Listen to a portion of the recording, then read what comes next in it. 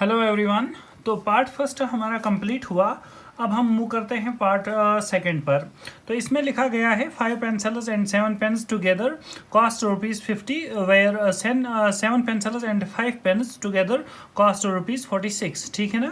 तो यहाँ पर रिलेशन है पेंसिल्स और पेन्स के दरमियान में, और उसके बाद आप लोगों को क्या बताना है कि cost of 1 pencil and 1 pen कितना होगा। तो इसके लिए भी हम लोग सेम प्रोसेस करेंगे जो हम लोगों ने पार्ट फर्स्ट में किया था। तो मैं बोल रहा हूँ यहाँ से सॉल्यूशन में कि अगर हमारे पास लेट मैं बोल रहा हूँ कि x जो है वो रिप्रेजेंट कर रहा है, represents the cost of 1 pen, the cost of one. तो पहले हमारे पास पेंसिल है तो पेंसिल में लिख देता हूँ। एंड इसी तरह मैंने बताया कि y हमारा जो है वो रिप्रेजेंट कर रहा है कॉस्ट ऑफ 1 पेन। ठीक है ना। तो हमारे पास दो चीज़ें आ गई, एक तो x है cost of the pencil, and y जो हमारे पास है वो रिप्रेजेंट कर रहा है कॉस्ट ऑफ द पेन, यानी कि एक पेन का। अब देखिए अगर 5 पेंसिल्स की बात करें तो 1 पेंसिल का मल्टीप्लाई इसके साथ करेंगे तो 5 पेंसिल्स का कॉस्ट आ जाएगा। तो मैं यहाँ पर लिख देता हूँ अकॉर्डिंग टू क्वेश्चन इसमें लिखा गया है कि अगर हमारे पास 5 पेंसिल्स हैं तो 5 पेंसिल्स के लिए हमारे पास क्या है x, तो आ गया 5x। उसके बाद 7 पेन्स, तो 7 पेन्स मीन्स प्लस हमारे पास 7 कितने हैं पेन्स, और इन दोनों को मिलाकर कॉस्ट कितना हमारे पास बन रहा है 50। ठीक है। और दूसरी कंडीशन है हमारे पास कि अगर 7 पेंसिल्स हैं तो 7x हमारे पास, और 5 पेन्स हैं तो y पेन्स के लिए हम लोगों ने y वेरिएबल का यूज़ किया है, तो 5y इज इक्वल टू कितना आएगा हमारे पास 46। तो ये हमारी इक्वेशन फर्स्ट हुई और ये इक्वेशन सेकेंड। ठीक है ना।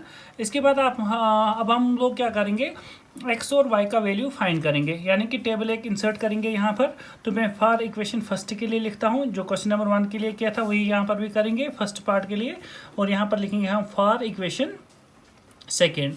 तो इक्वेशन फर्स्ट के लिए अगर हम लोग देखें यहाँ पर टेबल क्या हमारा बनेगा, तो हमारे पास एक तो x का वैल्यू आना चाहिए और y का वैल्यू आना चाहिए। ठीक है ना। और इसी तरह यहाँ पर भी x और y का वैल्यू आना चाहिए। तो हम लोग यहाँ पर ये एक टेबल बना देते हैं।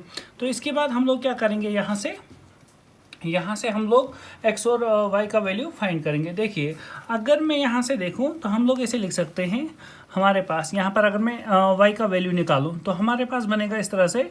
देखिए ये 7y हमारा इज इक्वल टू 50 है अपनी जगह, और इस 5y को वहाँ पर 5x को यहाँ पर ट्रांसफ़र किया राइट हैंड साइड में, तो बना -5x। तो y किसके इक्वल आ जाएगा 50 - 5x, और डिवाइड में क्या आ जाएगा ये वाला 7। ठीक है।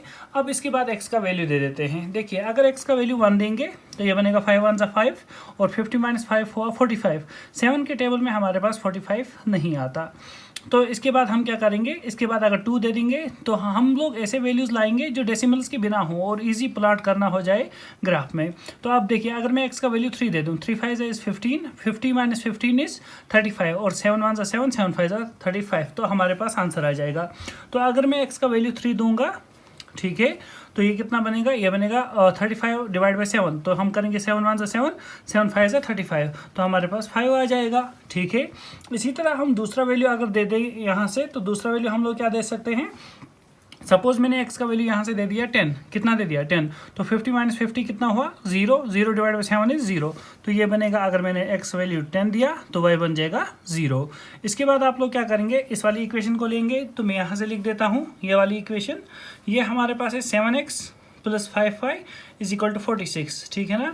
तो यहाँ से मैं लिख सकता हूँ कि अगर हमें चाहिए y का वैल्यू तो बनेगा 5y is equal to 46 - 7x, और y बन जाएगा हमारे पास 46 - 7x डिवाइडेड बाई 5। ठीक है। इसके बाद आप लोग क्या कर सकते हैं, अब ऐसे वैल्यूज देने हैं जो टेबल में हमारे पास आ जाए और डेसिमल्स के बिना हो। ठीक है। अब इसी तरह से अगर मैं x का वैल्यू यहाँ पर 3 दे दूँ तो कितना बनेगा, ये बनेगा 46 - 7 3 हो गया 7 3 हम करेंगे यहाँ पर, तो हो गया 21, और डिवाइड बाई बन जाएगा 5। तो 46 में से 21 सब्ट्रैक्ट करेंगे तो 25 डिवाइड बाई 5, तो आंसर हमारा हुआ 5। जब मैंने x का वैल्यू दिया 3, y आ गया हमारा 5। अब इसके बाद हम लोग क्या करेंगे, अब हम लोग दूसरे वैल्यू को यहाँ से ढूंढ लेते हैं। सपोज मैंने x का वैल्यू यहाँ से दे दिया, x का वैल्यू कुछ भी आप लोग मान लें, x का वैल्यू मैंने दे दिया 8। ठीक है ना, 8 दे दिया। तो 8 देने से क्या हो जाएगा, ये बनेगा हमारे पास यहाँ पर देखिए 46, ठीक है ना। माइनस क्या करेंगे हम लोग, 7 को मल्टीप्लाई कर दो 8 से, ठीक है ना। तो 7 7 से हमारे पास 49 एंड 7 8 इज 56, तो बन जाएगा 56, ठीक है। डिवाइड बाय हमारे पास क्या है 5। तो अब देखिए इसके बाद अगर हम सब्ट्रैक्शन करेंगे तो कितना आ जाएगा हमारे पास यहाँ से, तो देखिए हमारे पास क्या आएगा 7 8 तक करेंगे तो 56 हमारे पास आ जाएगा, ठीक है। अब एक्चुअल में ये 42 नहीं है, 46 हमारे पास है।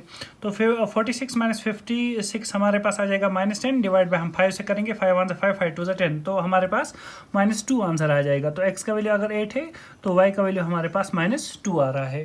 इसके बाद आप लोग क्या करेंगे, ग्राफ को प्लॉट कर देंगे यहाँ से। तो हमारे पास टेबल ऑलरेडी है, इसके बाद ग्राफ को प्लॉट कर दें। तो ग्राफ हमारे पास इस तरह से कुछ बन जाएगा।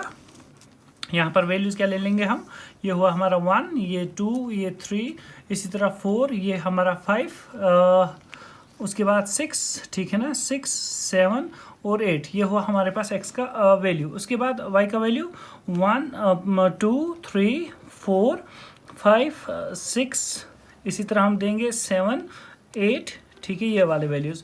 और x का वैल्यू हमारे पास, y का वैल्यू नेगेटिव भी आ रहा है तो y का वैल्यू यहाँ से भी दे देंगे -1 -2 -3 वगैरह वगैरह, ठीक है। ये आ जाएगा x, यहाँ से हमारे पास -1 -2 -3।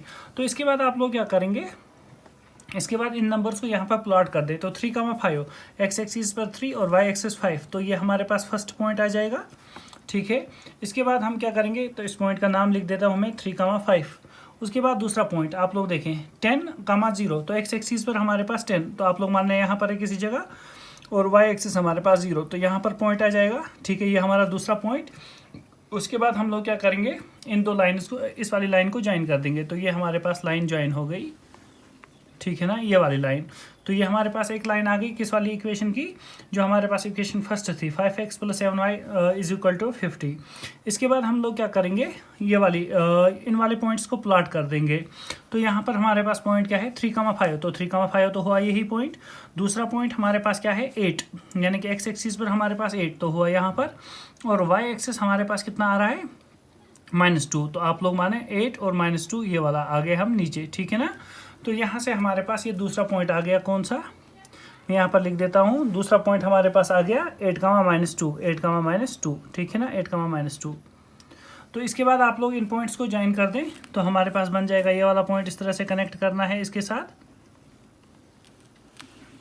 ठीक है। थोड़ा सा हमारे पास जब आप ग्राफ पेपर के थ्रू बनाएंगे तो ये आप लोग ईजिली बना पाएंगे। तो ये वाला एक पॉइंट है हमारे पास, जो जहाँ पर लाइन्स दो मीट करती है। इट मीन्स क्या होगा, यूनिक सोल्यूशन। तो मैं यहाँ पर लिख देता हूँ, इनका सोल्यूशन क्या होगा, यूनिक सोल्यूशन।